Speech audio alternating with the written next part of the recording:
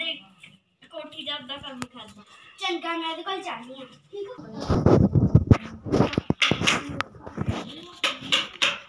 ਕਰਨੇ ਫਿਰ ਪੈਸੇ ਮੇਰੇ ਮੈਂ ਤੈਨੂੰ ਦਿੱਤੇ ਸੀਗੇ। ਹਾਂ ਉਹ 4000 ਠੀਕ ਆ ਓਕੇ।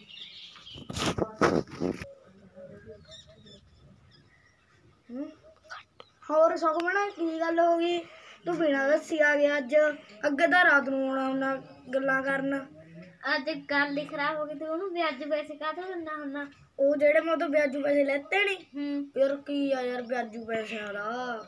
ਜਦੋਂ ਅਗਲਾ ਆਪਾਂ ਨੂੰ ਵਾਪਸ ਦੇ ਦਿੰਦਾ ਫਿਰ ਯਕੀਨ ਤਾਂ ਰਹਿੰਦੀ ਅਗਲੇ ਦਾ। ਵਿਆਜੂ ਪੈਸੇ ਕਾਹਤੋਂ ਲੈਣੇ ਆਪਾਂ?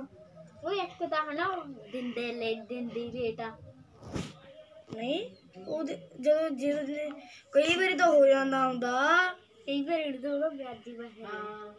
ਅੱਛਾ ਜੇ ਮੈਂ ਨੀ ਹੁਣ ਗੱਲ ਕਰਦਾ ਮੈਨੂੰ ਕੰਮ ਆ ਥੋੜਾ ਜਿਹਾ ਬਾਹਰੇ ਜਾਣਾ ਮੈਂ। ਤੂੰ ਉਹਨੂੰ ਬਾਹਰੇ ਬੁਲਾ ਕੇ ਕਰ ਲਈ। ਉਹ ਮੈਂ ਬਾਹਰੇ ਜਾਣਾ ਕੰਮ ਜਿਹੜਾ ਆਪਣਾ ਹਨਾ ਆਪਾਂ ਉੱਥੇ ਨੀ ਕੋਠੀ ਲੈਣੀ ਕੋਠੀ ਹੋਰ ਲੈਣੀ ਜਿਹੜੀ ਆਪਾਂ ਇੱਕ ਹੋਰ ਪਾਉਣੀ ਉਹਦੇ ਬਾਰੇ ਗੱਲ ਕਰਨ ਆਣਾ ਬਰਨਾਲੇ। ਉਹ ਤੂੰ ਹਨਾ ਤੂੰ ਹੀ ਉਹਦੇ ਨਾਲ ਗੱਲ ਕਰ ਲਈ ਲੜਾਈ ਨਾ ਕਰੀ ਠੀਕ ਆ ਚੰਗਾ।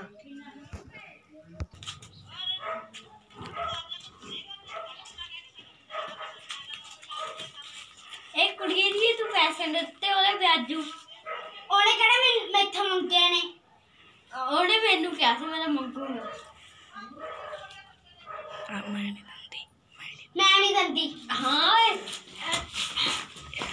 ਓਏ ਲੜਾਈ ਕਰਾਉਣਾ ਤੂੰ ਇਹਨਾਂ ਉਹ ਤੂੰ ਸਟਾਰਟ ਤੂੰ ਓਏ ਲੜੀ